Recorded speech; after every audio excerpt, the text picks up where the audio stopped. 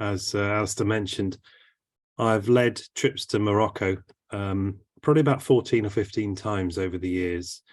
But the first time I went was with a couple of friends and a Peugeot 205 and a tent, doing the north and the south. And since then, I've done a number of tours. And my talk tonight is really about the Southern Morocco tour that Nature Trek have run for many years, and they run it extremely successfully. I should say I speak impartially because I work for the RSPB for 3.5 days a week, and then the rest of the time I'm freelance. And a lot of that freelance time is working for Nature Trek, but they are a big company, as I'm sure you know, and they've been running, in fact, some of their first trips were to Morocco. I think they specialized in Nepal and Morocco for some reason when they started in the 1980s. So this is a very popular tour. They run about 4 or 5 trips like this each year. So it's a really popular thing to do. And I think Alistair touched on why that might be. It's like the next step on from Europe. So it's very familiar in terms of what the birds you'll see. But also it just introduces the things that you get outside of Europe. So I'm going to start sharing my screen. Okay, so this is probably the idea people have of Morocco. It's the desert, sand dunes, etc. And I'm sure many of you have been to Morocco. It's a relatively popular place to go for looking for wildlife. So it won't surprise you to know that this is only part of what Morocco looks like. And on this trip, we're going to see a variety of habitats. But this shot is the southern desert. It's the beginning of the Sahara, really. So it's quite near Algeria. This is certainly a habitat that we want to go and see, real sand dunes. The classic start of any talk, of course, is a map. And just so you know where Morocco is, I kind of mentioned Spain in the introduction, and you can see North Africa from Spain. So we're talking about the Atlantic coast of Africa. It's quite a long country, depending on your politics. It's extremely long, and it's a short boat trip over the Gibraltar, Straits of Gibraltar there, and you're into a very different culture. Just zooming up a little bit more, you'll spot that Marrakesh, which is an extremely famous city, of course, not least because of Crosby, Stills and Nash, but it's a large town, a large city, airport, and we'll go into there. What we're going to do is we're going to work our way over the Atlas Mountains, which are colossal. Bearing in mind, everywhere around the Atlas Mountains is quite flat, so it's quite impressive mountain range. And if you'll see southeast of Marrakesh, you'll see Ouarzazate, and then if you keep going on the southeast line and further over towards the Algerian border, you get to a town called Mazouga, and that's where the sand dunes were in the first slide. And then we're going to go all the way back to the coast and spend a little bit of time at the massive estuaries on the Atlantic coast. And there's a bit of relief here as well, so you can get to see the blue dot there where you see Marrakesh inland, and just below it is the Atlas Mountains. So it's really quite an impressive mountain range that is, obviously provides a very different sort of habitat. We'll start in Marrakesh, and as I mentioned, it's a very different culture. It's an assault on the senses, incredible amounts of stuff going on, very different to European cities, but relatively close to European cities. But of course, it's Arabic culture. It's the sights, the sounds, the smells, everything is so different. And it's obviously extremely well-known culture as well, not least the food, which is fantastic. And we actually have the option here on this tour for spending a couple of hours in a city and having a guide in the city, or you can go up the high Atlas area to a ski resort. Yes, they have a ski resort in the Atlas Mountains. When we go there, there's no snow, and look for alpine birds there. So the first thing you might do, just for a different thing, just before you get into your bird watching, is you go around the Medina, or the souk, which is a very, very busy marketplace, and they have different sorts of wares on show, from carpets, slippers, etc., lanterns, olives. Anyone like olives? If you do, this is the shop to go to. And so there's a food area, musical instrument area, a lot of woodwork, a lot of metal work. So it's really quite an amazing place to spend a couple of hours, and that's actually quite a nice thing to do after your travel to Morocco. Scenically very beautiful as well. Lots of wonderful carvings and buildings. The problem is with Morocco that you have to put up with these sorts of places to stay. So, you know, I'm sure we'd all like those big, white, faceless hotels to stay in, but I'm afraid you're going to have to stay somewhere like this, these cool courtyards and lots of lovely food and interesting things going on. So the hotels are absolutely fantastic. There's a whole range of them. The hospitality across all of Arabic countries is incredibly warm, as I'm sure many of you know. But in Morocco, it's just really tailor-made beautifully for people to visit, and there's just fantastic places to stay. So that's just an example of one of the hotels that you might stay in Marrakesh. And we've already name-checked this bird. So Alistair mentioned the house bunting, because generally speaking, you don't see these in Europe, but this is just across the water. And in the towns and the cities, you get house buntings. It's actually, I think it's recently been split. So you get an Arabian Peninsula version striated bunting. They look very, very similar. But yeah, very different, sort of takes the place of maybe a house sparrow, although you get house sparrows there as well, of course. But beautiful bird, and that's the sort of first thing you might notice. This is very famous mosque just outside of the main square in Marrakesh. Sort of place that you might get something nesting on top of, or some other high buildings around there. So again, sort of thing that's not amazingly hard to see, a white stork as soon as you go across the channel into France these days. But obviously your Spanish holidays and your Eastern European holidays, but also North Africa, because tremendous numbers of white storks migrate across the Straits of Gibraltar, and they nest in large numbers in Morocco. So that's a nice thing you might see floating over the city. And of course, urban areas, you get starlings, but these, of course, are slightly different. Again, you may well have seen these in Europe. These are spotless starlings. They're a stunning bird, really, really. I mean, starlings are pretty good looking birds anyway, but spotless starlings, I think they're quite an unusual looking bird. It's glossy. They have a slightly thinner, more metallic song as well. You know how wonderful a starling song can be. And these things just sound slightly different. So spotless starling is the starling in Morocco. They do get common starling in Morocco in the winter. And then another familiar bird, the magpie. But I put this in really to remind myself to tell you about the endemism in this part of the world. So there's a lot of races of birds that we're familiar with in North Africa. It's quite a hot spot for slightly different races, and actually relic populations of some things that you may well have seen on safari, other side of the Sahara, and also, as I say, just different races of things. So this is actually now a full species, the Moroccan magpie. You can see one major difference between the magpie that we have here, this large wattle behind the eye.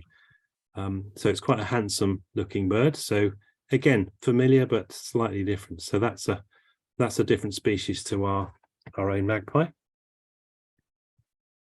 And I mentioned, of course, that the Atlas Mountains are pretty big, and you'll see them in the distance there. So this is a pretty standard view from Marrakesh, because there's nothing in between Marrakesh and the Atlas. So you just go through farmland, and then you have these snow-capped mountains there. So it's a beautiful backdrop, and we're going to be heading over there. So there's a couple of relatively easy passes to go across. There are a few hairpin bends here and there, but the road's very good, and that's the way we're going to cross the Atlas Mountains. And as you start going up into the mountains, you start into the countryside and into the mountains, you start seeing a few different species, some of which you'll be familiar with. So we have crested lark, and higher up we have Thekla lark, very similar looking birds. You know, variety of small, subtle plumage differences in these things. But I think crested lark's probably one of the commonest birds in North Africa and the Middle East. It's just everywhere. And in the more rocky areas, you tend to be replaced by Thekla larks. I'm sure some of you have seen Thekla larks on Mallorca. But the real star of the show, in terms of birds you don't get anywhere else, apart from the Atlas Mountains, so Algeria, which we'll all love to go on holiday to Algeria, I'm sure, and Tunisia and Morocco, you get this species. This is Leviant's green woodpecker, or Leviant's woodpecker. It's clearly very like a green woodpecker, but it's slightly different. It's very like the Spanish, the Iberian green woodpecker, but only get it in the Atlas Mountains. And I think I did about 8 trips to Morocco before I saw one. And the really annoying thing is, and you'll know how annoying this is, I heard it on about 5 of those previous trips and never saw the thing. And the week before I did a trip, when I finally saw it, the week before, another party had said, oh, we saw the woodpecker and it was going into a hole in a tree. So I got the spot on the map, stopped the minibus, or asked the driver to stop the minibus, I should say, and said, oh, we'll just look around here. Of course, within minutes, we'd seen Leviant's green woodpecker.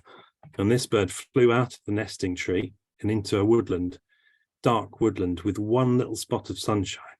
And I managed to get this photograph of Leviant's green woodpecker. So I was very pleased with that. Of course, I admitted that someone had told me about the nest site after basking in the glory for a few minutes. Anyway, we're going to head up to the top of the mountains. And this probably doesn't look like your ideal of Morocco. This is starting to get into more Pyrenean type or alpine habitats. So it's nearing the top of the pass. And here you would expect to see red-billed chough, shorelark, which is a different race, water pipit, golden eagle, even lammergeier. So there's all those sorts of things you'd familiar with in a sort of a mountain range in Europe. The real star of the show, a bird I've only seen on my first ever trip to Morocco, but it's relatively straightforward if you go to Oukamadine, which is the ski resort, is crimson-winged finch. So that's like an industrial-sized linnet if you've not seen one of those. It's just an enormous thing. Don't have a photograph of one of those, but it's a real star of the show up here in the high Atlas Mountains. And then we work our way down. So we've gone to the top of the pass. We're not really stopping. We're just stopping for little scans around because we have to get across the mountains to Ouarzazate, which is our destination for the overnight. And Ouarzazate is a fascinating and beautiful town. It's also got a massive Great Lake in there, which is very good to have a lake in a sort of dry, arid area, as you probably know. And we're able to stop and spend a bit of time at Ouarzazate and see birds like this ruddy shelduck on the way. But also the area around the lake, of course, is quite lush, lots of vegetation, lots of migrants will stop there. So we have a little stop on the way there and on the way back, and we have a little look through, of course, a wide range of waterfowl, waders, depending on whatever time of year you're there, but lots of passerines as well in the bushes. So really a splendid place to go. And the hotel's fantastic. Food's great. I mentioned the food, haven't I? I'll probably keep mentioning the food, to be honest. So some of the things you might see are yellow wagtails, but of course in and across Europe there are many different races of yellow wagtails, blue-headed, ashy-headed, Iberian, and they just vary in that their patterns on their head and the throat are slightly different. So actually you get loads of different races somewhere like this because you're of course you're in a migration excuse me, you're in a migration spot. And I'm not putting this in just for the photograph of the pilchards and sardines, although it's an interesting backdrop to this bird, which is a red-throated pipit. So it's a summer plumage red-throated pipit. You can just about see the rufous on its face. And it's probably not a bird you associate with Western Europe that much, but it's a real funnel to things. So here you can get birds like this passing up, which may actually end up nesting further east. Richard's pipit's another one you get in Morocco, but they just use that as a sort of a bridge across into Europe and then head east. So not unusual to see fantastic things like this, but a beautiful little, probably the best pipit, isn't it? Probably the best. There's another photograph of it there. You can see the rufous on the throat.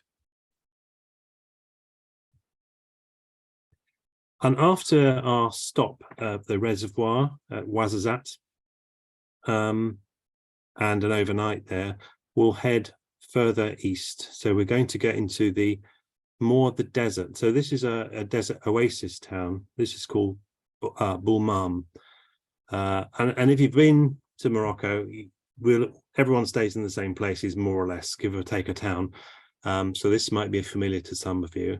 So it's a wadi or a wed, and a lush, lots of groves, lots of irrigated small fields, and then the buildings alongside that. And they're really quite long towns, you can imagine. And lots of hotels, lots of wonderful places to stay, lots of character, which is great, which is fantastic. But of course, we're here for the wildlife, so we enjoy ourselves in the hospitality, but we're actually going to, you'll see the town in the background there. This is out on the ground near Boulmam, which is called Tagdilt. Again, it's quite a well-known birdwatching site. The birdwatching site itself is called the Tagdilt Track. And you'll see straight away in the background there's loads of tracks. There are quite a lot of Tagdilt tracks. What we're actually talking about here is our first major chunk of semi-desert. So this is a new habitat for us. It starts to get a little bit like this in maybe central Spain, maybe a tiny bit of France, but this isn't desert, this is semi-desert, so it's very stony desert. And this really makes you understand that you're in a different continent, because although you might see things you're familiar with and you may well have seen in Europe, these are a whole new group of whole new group of wildlife, really. Just to point out, the Atlas Mountains in the background are snow-capped, and you'll notice one or two people wearing gloves there. It's something we do. We go out before breakfast to have a little look here, and it's often extremely cold depending on which way the wind is blowing. It's only cold for a little bit. Of course, it warms up. Most of the bird watching trips to Morocco are probably October, November, December, March, April. January, February, March, and then April is probably the last. So that's the sort of season. But I've been quite a lot in the sort of January, February period where it's really nice. You get a lot of the migrants going through that we would see at home in a month or so's time. The way to birdwatch here is to, you're in the minibus, you stop and you see absolutely nothing. So you get out and you scan, and you might see something. If you don't, you get back in the bus and you go a little bit further, get out, have a look and see if you can see anything. So you try and have a scan in several different areas, because the wildlife you see is sand colored, essentially. Most of it's the same color as the ground, but they're brilliant. There's some fantastic things here. The scenes are fantastic. Of course, you've got camel herders, so you really feel like you're in a different part of the world, and you are. But here are some of the birds that we're looking for. So this instantly looks like a shore lark, but this is called Temminck's lark or Temminck's horn lark. So it's a little desert version of the, it's got its face mask is very similar to the shore lark that you're perhaps more familiar with. But it's a smaller, more tan coloured. You see what I mean about the colour of the ground and the bird itself. Beautiful bird. So Temminck's horn lark, one of many, many larks. Really handsome bird. But what about this? We just look at the beak on the Temminck's horn lark and then look at the beak on this. This is also a lark. Absolutely incredible. So if you're not sure what this is, you won't be surprised to hear it's called a thick-billed lark. have no idea where they get these names from, really. But this is a real star. You just don't get this in Europe. I don't think there's ever been one recorded. It's a real desert or semi-desert species. Tremendous face pattern, whopping great beak for cracking seeds. It's up there with a hawfinch, isn't it? It's just a fantastic looking creature. Also quite a lot of black under the wing and things. So it's a very distinctive, chunky lark. So it's probably about skylark size. So it's quite a robust lark. I mentioned migration. Obviously, a lot of other things that migrate are birds of prey. And often if you're out in these sort of areas in the early day, you'll see birds of prey that have sat down on rocks, and they're resting, they're waiting for it to get warm so they can carry on their migration.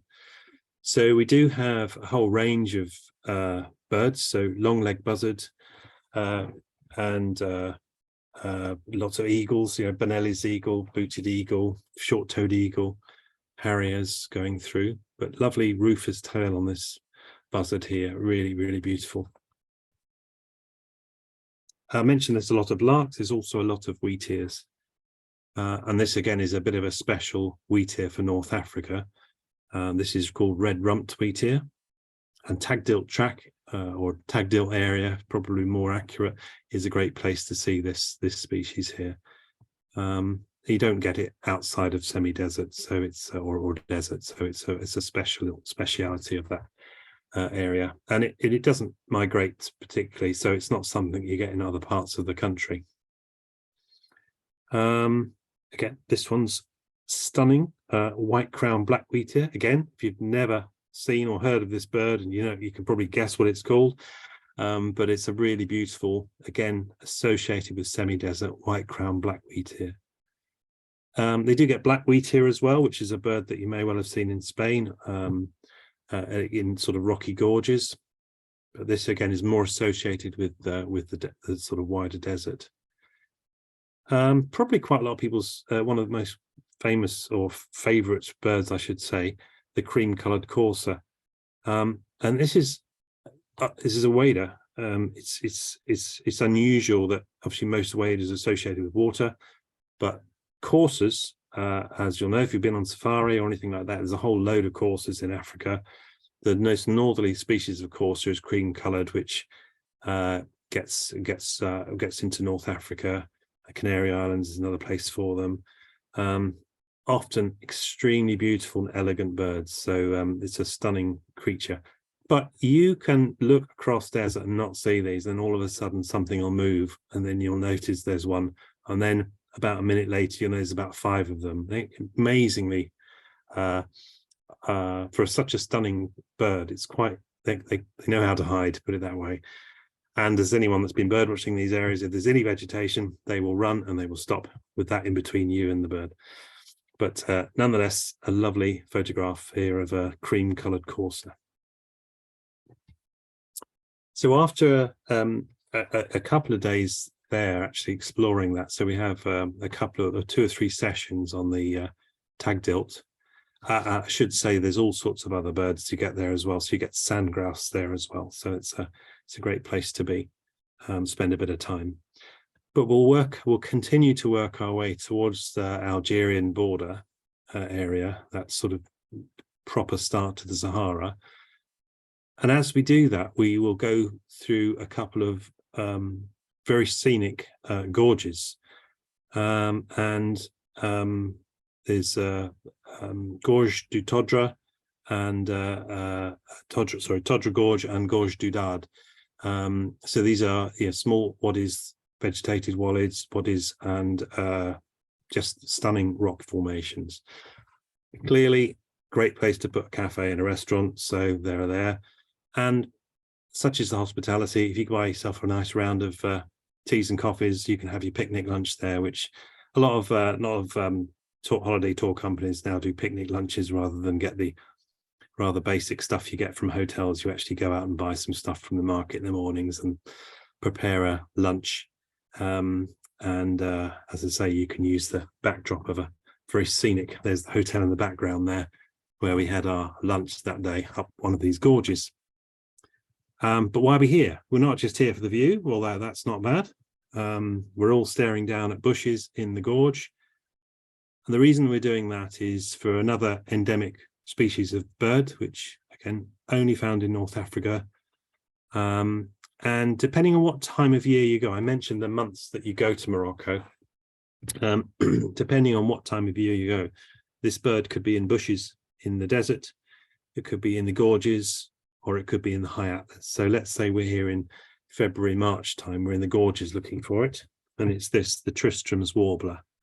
So it looks like a bit of a mix of a lot of the Mediterranean warblers. It's a little Sylvia warbler, a little bit like a spectacled warbler, but it's a bit more wine red on the belly and breast. So again, it migrates altitudinally. It doesn't migrate away from that sort of North African area. So it's an endemic to North Africa.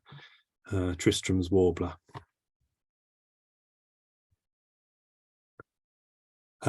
Yeah, so I put this in because it just looks like a Salvador Dali painting to me, but this is the sandstone sculptures you have some of these gorges.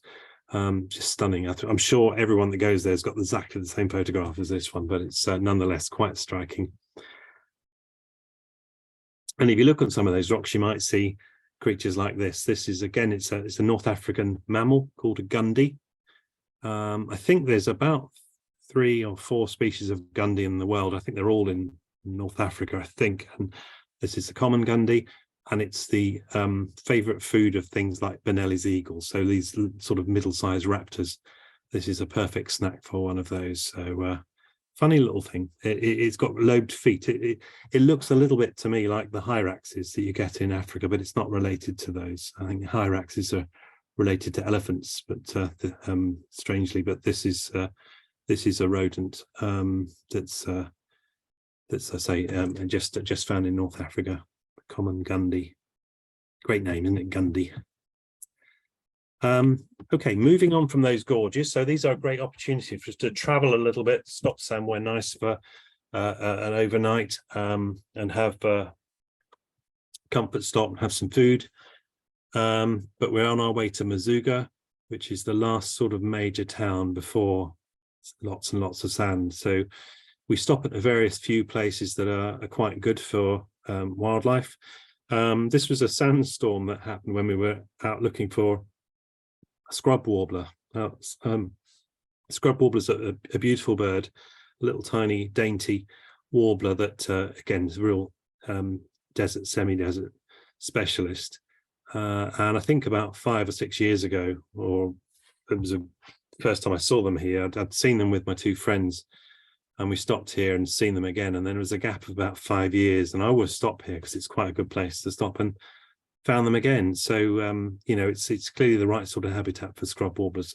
But what I didn't know is that there was going to be a bit of a wind, and it's quite a nice photograph, but it wasn't quite so pleasant being there. So we didn't spend too long outside. I mentioned we were on our way to Mazuga. Mazuga is quite a large town. If you went for your desert experience in Morocco, you would probably get a coach trip to Mazuga, because you do little coach trips and you see sand dunes, etc. We're a bit more in depth than that, aren't we? We would like to go and see the wildlife in these areas as well. So we have a slightly different itinerary, but we have the same base. So these hotels, even though you've gone this far and right to the edge of the Sahara, the accommodation is fantastic. Food's fantastic. Food is far too fantastic, to be honest. As you'll see from my double chin, I've spent too much time in hotels, really, and buffet lunches. But the reason for stopping in Mazuga is that you can get up in the morning into a 4x4, driven by some local guides, and they'll take you into the sand dune proper. And this photograph is of the sand dunes, which are called Erg Chebi, which are the biggest sand dunes in North Africa. So that corner of Morocco has the largest sand dunes, proper sand dunes. And there are sort of small dwellings, small places as that one, you know, cafes around these sand dunes. And there's Bedouin dwellings as well, as you'd expect. and various bits of vegetation. Sometimes there's a temporary lake there. It's a great place to head for. There's a huge suite of birds that you can see there. Now we're starting to get into proper desert now, and I introduce you to probably one of my favourite birds, which is the hoopoo lark. And the hoopoo lark's, okay, admittedly, when you look at it, it's another brown lark, but it's enormous. It's got really long legs, a really long curved bill, and like larks are quite they're quite developed birds, so they walk rather than they hop. So it's supposed to be a sign of development. So things like pipits and larks walk, whereas sort of more other birds hop. But this thing's got such long legs. The first one I saw of this was just running down the road in front of us, and it was just, what on earth's that? And it's this stomping hoopoo lark. So that's not bad by itself, but it's got the most beautifully haunting song. It's just a number. I know I can't do an impression on Zoom because Zoom is tailored for people to talk, but as soon as you whistle, I think the the microphones don't work. But if you can imagine like a note and then another note at a different level, then another note in the desert where there's no other sound, and then this bird will take off, and this bird has got the most amazingly patterned wings. So that's a hoopoo lark flying, black tail, black and white wings, and it'll fly up, show this off, and it'll land again. It'll do that song. So it's just beautiful in so many ways. I saw one really having a fight with a locust once, and the locusts are quite big, so it's it's quite a meal for a hoopoo lark. Many other larks, of course. This one's a desert lark, another imaginative name. But yeah, quite a characterful little bird. Don't get these in Europe, of course. So no doubt there's been one in Malta or something like that, but basically you don't get these things crossing the sea. So quite a common bird, roadside bird, once you get into this sort of habitat, the desert lark. There is another lark called the bar-tailed desert lark, so sort of squatter version of that with a dark band on the back of its at the end of its tail. They will have seen this before, the trumpeter finch. These are often quite numerous, but sometimes you cannot see any, but they do go around in bands, make a lovely little noise associated with water quite often. So they obviously drink wherever the water is. So sometimes you can be lucky and sometimes you don't see them at all, but often when you do see them, it's quite a number of them. Beautiful tiny little finches with a bright pink beak, and it makes this little squeaky noise. So it's a trumpeter finch. And this desert here, it's not just sand, it's quite sort of stony as well. And I don't know if you can see there, but there are some birds here. I've got a close-up view of that. So we have a number of sandgrouse. I mentioned sandgrouse earlier at Tagdilt. So the two species that you might be familiar with from Spain, the pin-tailed and the black-bellied are here, but also they get crowned and spotted sandgrouse as well, and they're just beautiful birds. And you think they're actually quite big birds, but if you go back to that photograph, you can see how well it works for them. You can't really see them that well.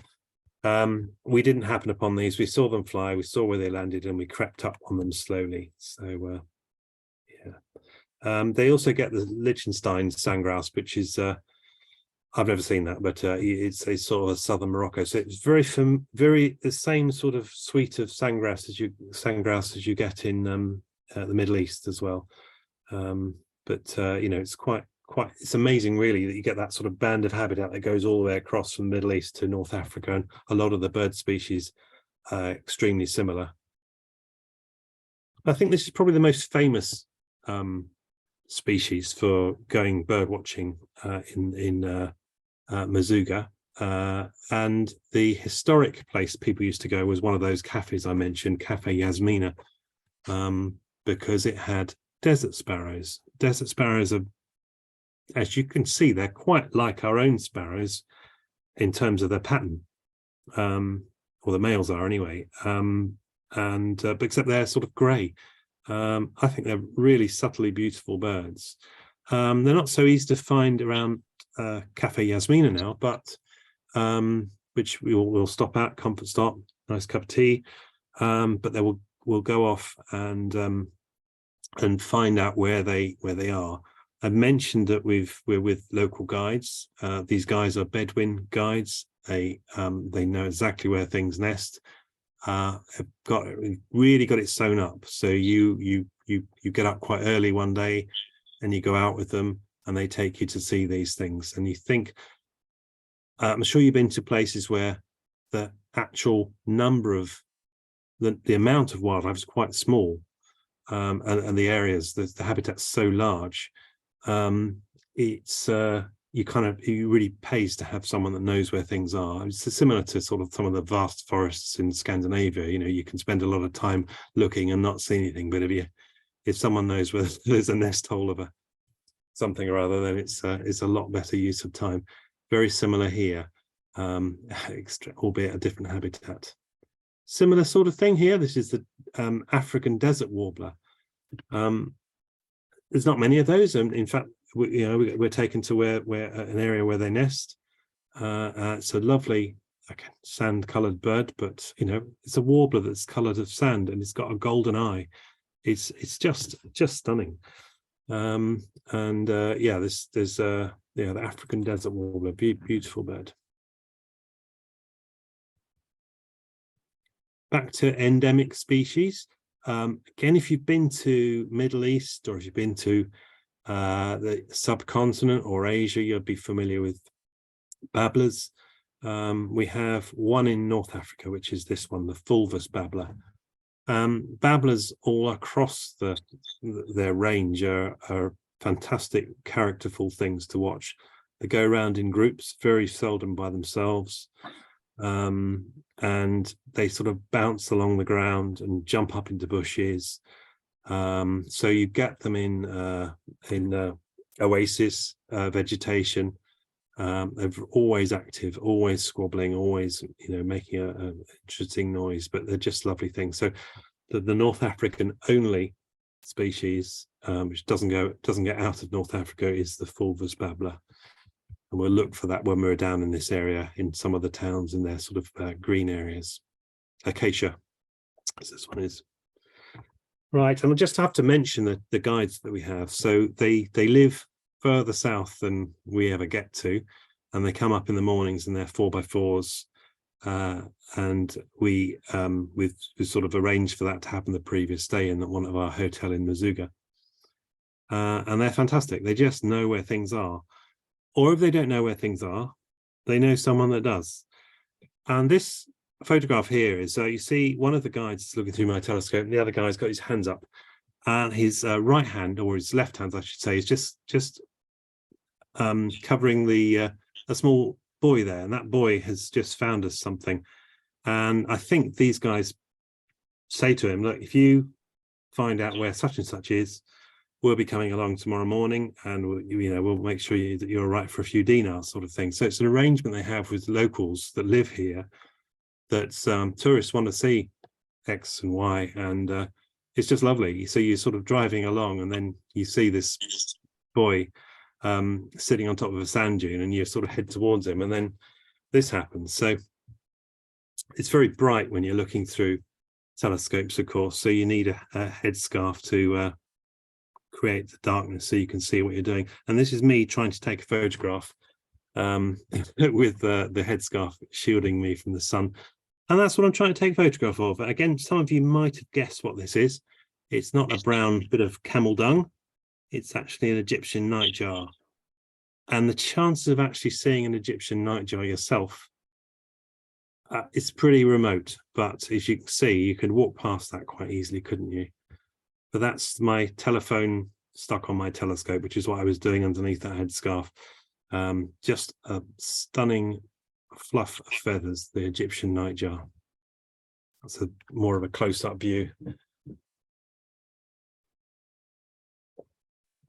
I know all nightjars are are stunning and beautiful. It's always a joy to see them, but most of the time you see a nightjar, it's usually because you've chanced upon it or someone's shown you where it roosts. And a lot of the trips, I think I've probably only seen one European nightjar like this, and that was one that someone found at the lodge where I work. Just came back and said, I think I've seen a nightjar. And we went down the path, and sure enough, there was a nightjar. Stayed there the whole day, just sat on the stump. Very popular bird, but slightly more populous area than the desert in Morocco. So we're very pleased to see this. Just doesn't look real, does it? Such an amazing bird. I mentioned locusts earlier, didn't I? So yeah, some of the other wildlife that you might see is desert locust.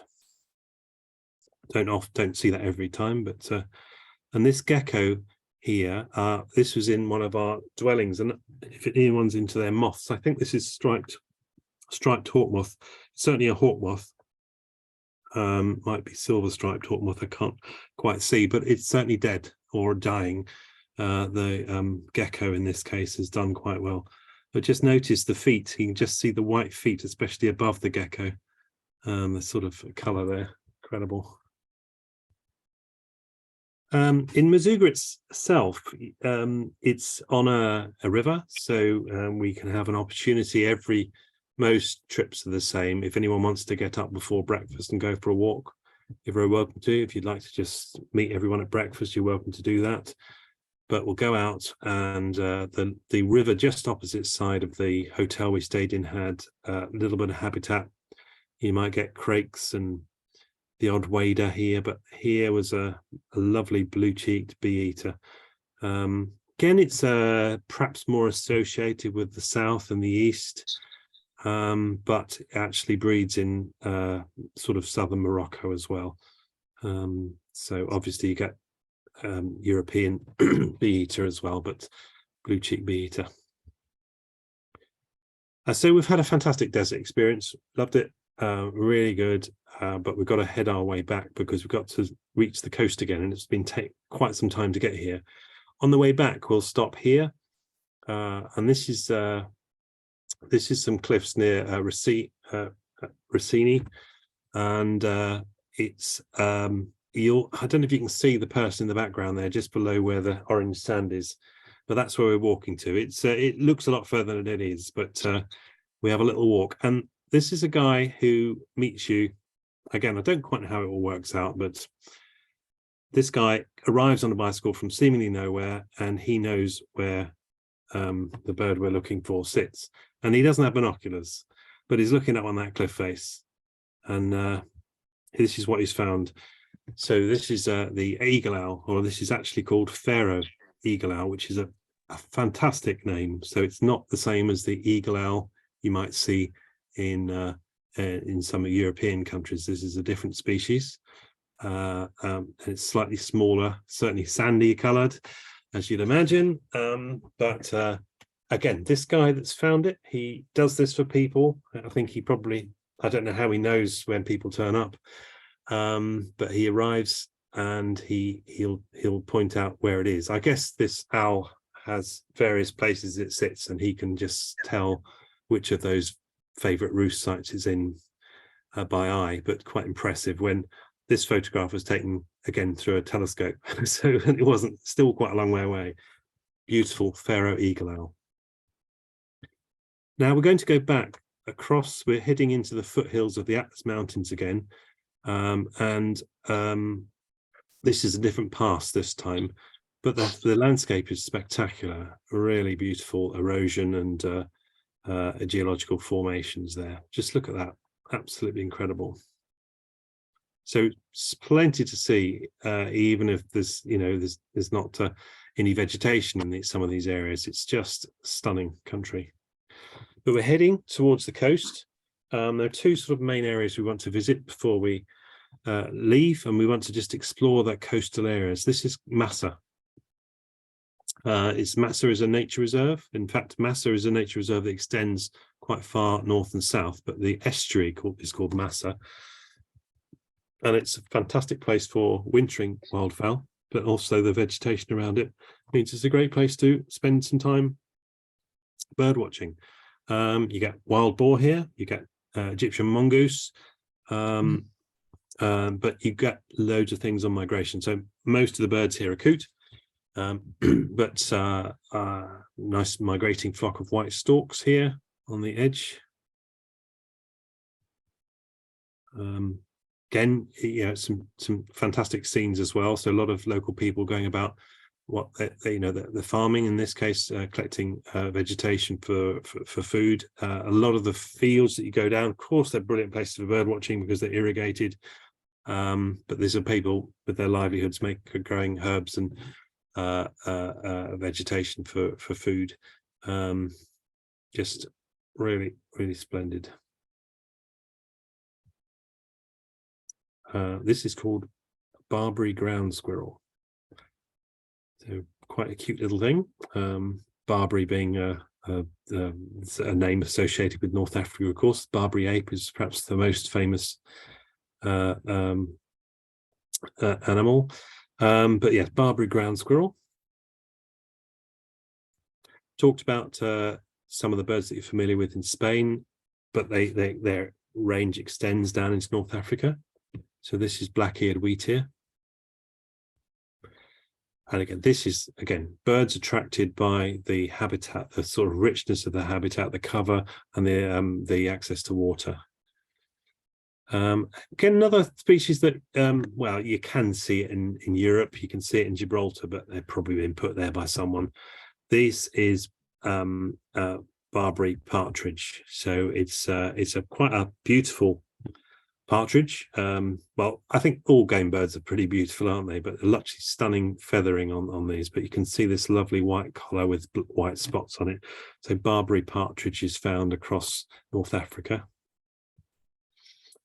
Again, more familiar things that you'd see in wetlands in Europe, you get here too. Greater flamingo.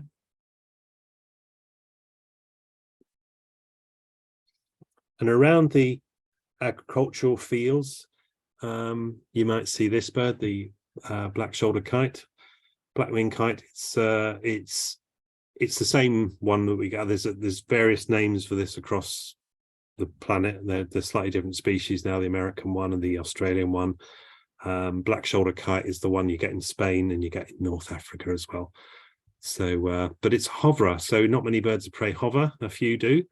But it's just a really quite a small bird of prey that hovers over vegetation and catches things in the same way a kestrel does. Pretty stunning too. Red eye, can't quite see it in that photograph. Something slightly more familiar, but again slightly different. So little owl. Sorry, it's something that you can see every day if you know where they sit. But this one is a sort of sandy coloured one, so paler than the richer, warmer, greyer bird that we get here.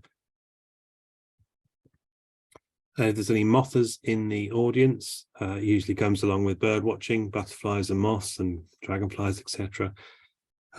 This is crimson speckled, which is absolutely beautiful moth that turned up in quite good numbers last year in Britain. So I think there was some quite, if you're on the East Coast anyway, I don't know if any got to your part of the world, but certainly in Suffolk and Yorkshire and Norfolk, etc., they got quite a few crimson speckled moths. Very, very common moth, but it's a real treat to see. You get them on the Scillies sometimes as well, I think. Familiar bird again. So this is searle bunting.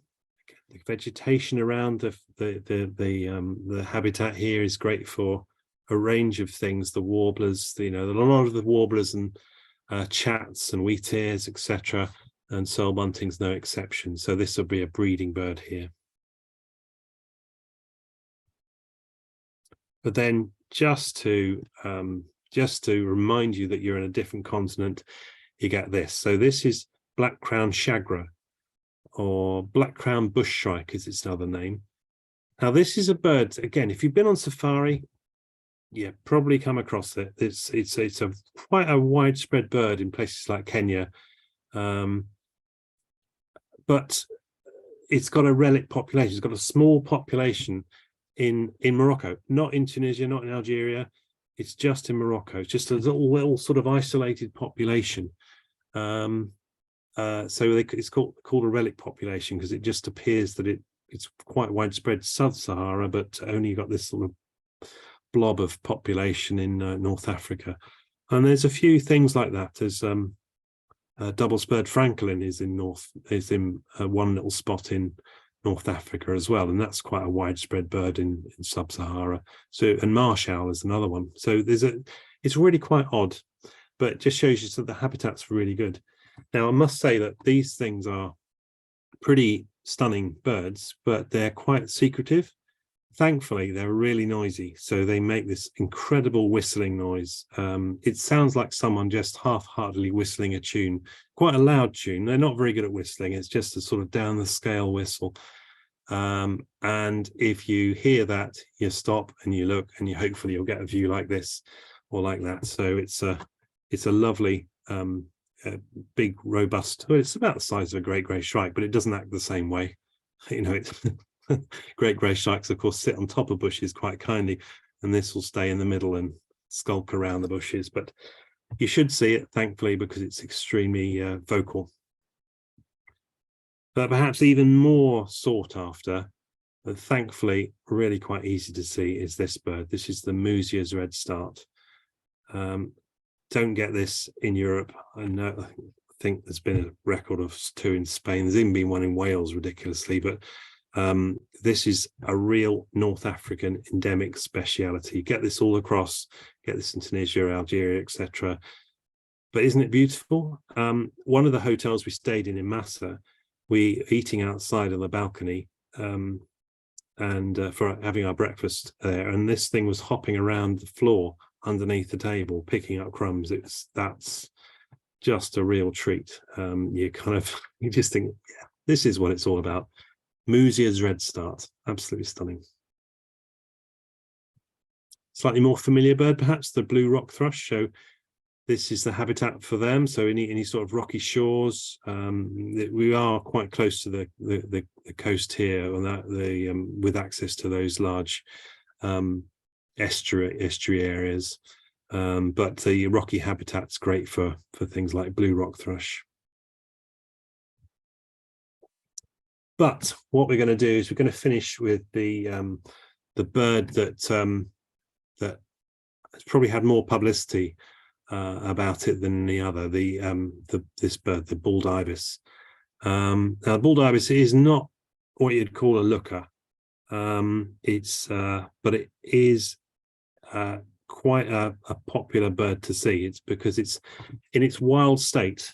It's only found in North Africa. It's only found in Morocco, and it's undergone some really quite serious population changes and reductions. All sorts of things went wrong for this bird. It's been the subject of an awful lot of conservation work by a guy called Chris Bowden, who you may well have had speak to you. He's done an awful lot of work on range restricted birds or declining birds like the Asian vultures as well. But his first his work before the vultures work was on bald ibis, finding out what they needed, trying to protect the areas they feed in and their breeding areas. And it seems to have responded quite well. They have suffered with disease, but I think they're doing okay now. So this is quite an unusual ibis. So it nests on rocky cliff faces just in Africa, just in Morocco. These sites are now protected. Feeds on the fields just inland, which are possible to be disturbed. So they're trying to make sure that those areas aren't disturbed. It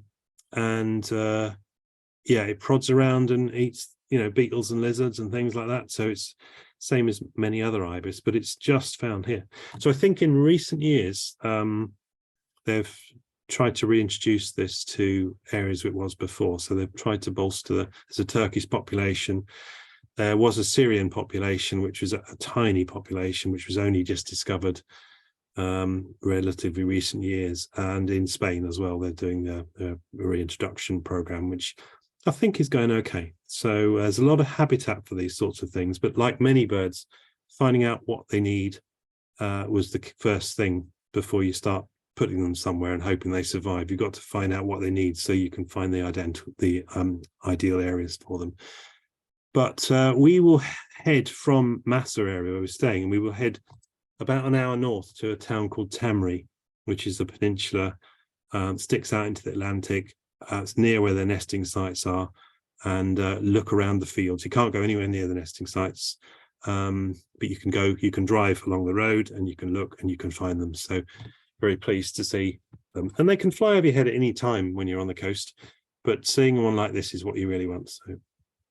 So that kind of brings us to an end, and I brought put in a photograph of the early morning 4x4 safari trip to into the desert there, because that's just, for me, desert bird watching is really quite fantastic. Really evocative, lots of lovely things there. Doesn't give up its secrets too easily, but certainly it's the sort of place you get some amazing things, and being there early morning and just hearing the sights and sound is something that'll stick with you. So if you've not been to Morocco, I'd recommend it. It's a fantastic way to get into desert bird watching, and as I mentioned, the culture is fantastic as well. So thank you very much for your time. Oh, Richard, that was fantastic. Thank you very much for that. What do all those birds eat? And that doesn't look like there's anything there. They must obviously find something.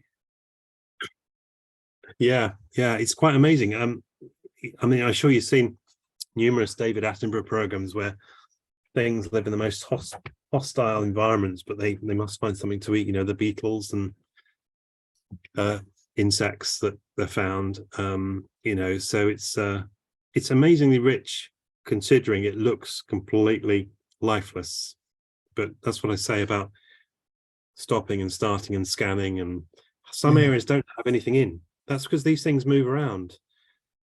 So you have to try a few places, and then hopefully you'll find them. And yeah, it's quite rewarding when that happens. There are a few boulder ibis in Spain, aren't there? They reintroduced some. I don't know how well they're doing, but they've had a go at putting them back in there. Well, I assume they were there once, were they? I think historically they were, but not for a very long time. But certainly, I see on the tour reports for southern Spain that they go to see bald ibis, so there must be a place where you can see them as part of that project. In the same way they've done similar things for vultures, put vultures back where they're in the habitat that's probably good enough for them, but they're not going to get there by themselves now. But you can put them back, and they I think in a lot of areas of France and Switzerland and things like that, they've put species of vultures that have been gone for 100 years or so. So yeah. I know everyone's got different views on it, but it's an interesting concept, that's for sure. Yeah, I was in Mallorca last year, and they reintroduced Benelli's eagles to Mallorca, and they're doing quite well. And they're actually exporting Benelli's eagles back into other parts of Spain. They're sort of doing well enough to do that. So, okay, anybody got any? If you want to put a hand up, if you want to ask any questions.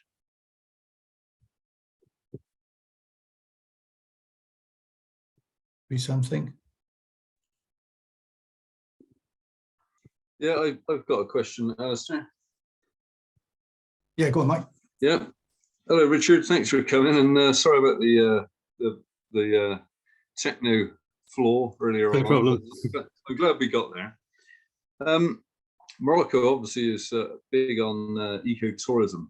But in the years that you've been going there, have you noticed a sort of drop off of species, and is there an attempt to sort of save some of those species, and what sort of mix of opportunities are there for the birds of Morocco? Yeah, I think it's actually quite a positive story. I think there's some very strange things that go on in Morocco. So to give you two examples of a good thing and a bad thing, and to answer your question, I haven't really noticed much of a difference in terms. I think probably tours like this one scratch the surface of the habitat that's available, just because you have a certain amount of time, you go to the sorts of habitat there. Generally speaking, the species you'll see are very similar to what you might have seen 25 years ago. I think there's an exception or two, like the dark chanting goshawk has had a little relic population, doesn't seem to have been seen for a little bit, but it's a very common bird in sub-Sahara. So that relic population seems to have gone. It may well never been that common. But in terms of the smaller birds, the wheatears and the lark seems to be pretty similar. But the examples I was going to give you is that, and this is a story that I'm sure you know, is that the Saudi royal family come to Morocco to hunt bustards, and they're extremely rich, and they don't have any bustards in Saudi Arabia because they killed them all. But what they do in Morocco, they breed Houbara bustards and they release them. And so they have this sort of arrangement where they breed and release them, and they're hunted, but they have Houbara bustards as a result of this breeding program. But it goes hand in hand with the hunting. So it's really, really odd. I speak as someone that's never seen a Houbara bustard, despite 15 trips to Morocco.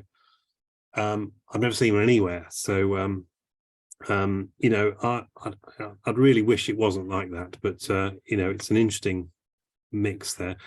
And on the other side, Morocco was the first country to ban plastic bags. Did you know that?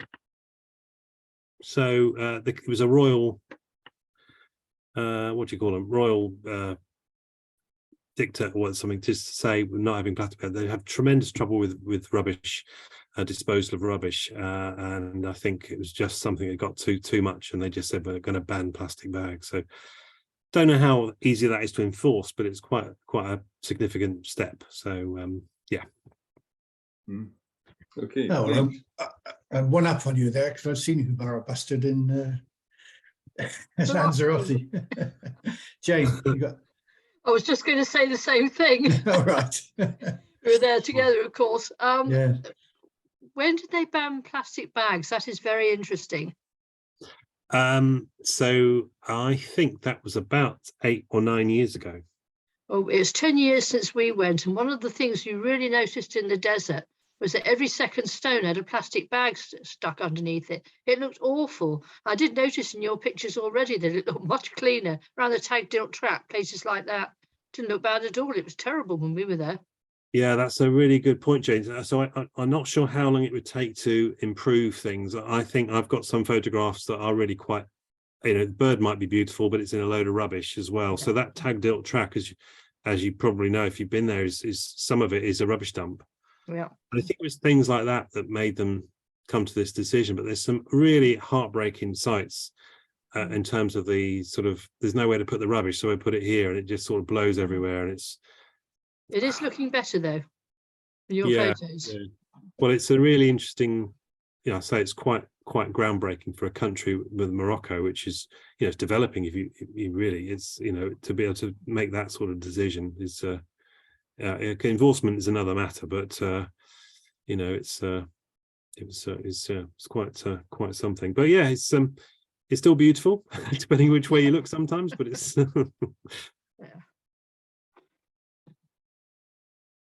Anybody else?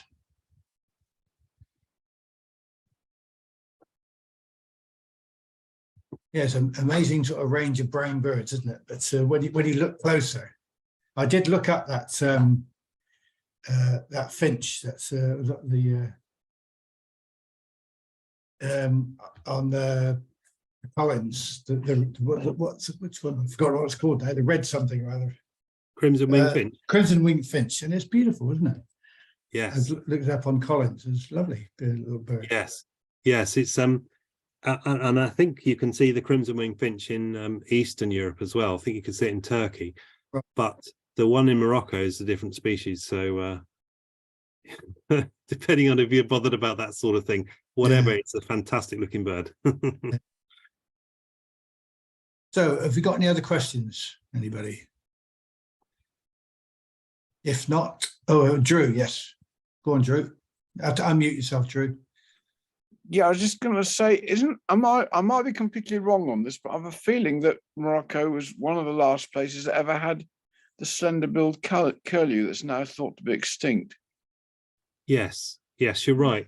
So there may well have been subsequent records, but certainly it was the most accessible place to see slender-billed curlew. Obviously, a very tiny population existed. We live in the range of slender-billed curlew, so we live where they live, but there aren't any.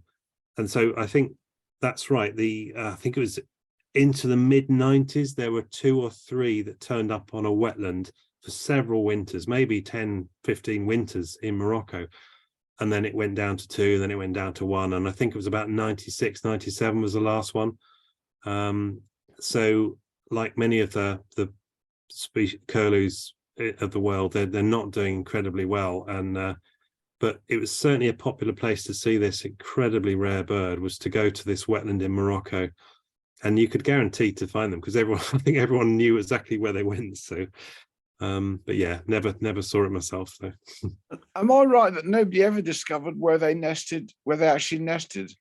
That's right. Yeah, they just didn't know so much about them. And it's an awful lot of birds like that. Knowing where some of our European birds winter. But no one knew where slender-billed curlew nested. And you hear there's quite a lot of work even now that's been put in, or relatively recent years, put into trying to find out more, and maybe we've got it all wrong and actually there's more over here or something like that, because I think there was a few stories about bigger flocks being seen in Eastern Europe at the same time, but no one really reported it, and maybe they're commoner over there, but nothing's ever come to anything as far as I know. And yeah, pretty sad story. Nice looking bird, judging by the photographs. Okay, is that everybody done? Well, thank you all for struggling through the difficulties of logging in, and hope you enjoyed it. And I'm sure we'll catch up with more people from the recording. There'll be we usually get quite a few people view these things afterwards, and I'm sure there'll be more this time. But thank you very much for your time, Richard, and your excellent presentation. And I'm sure you'll get some takers if you're running any more trips. There'll be people interested in exploring the birds of Morocco. It's no problem at all. Very nice to meet you all, and very best wishes. Yeah, thank you very much. And you can unmute and share, or use the clap emoji, whatever you want to do. But yeah, thanks very much. Thank you. Thanks very much, Jared. Thank you. Thank you. Best wishes.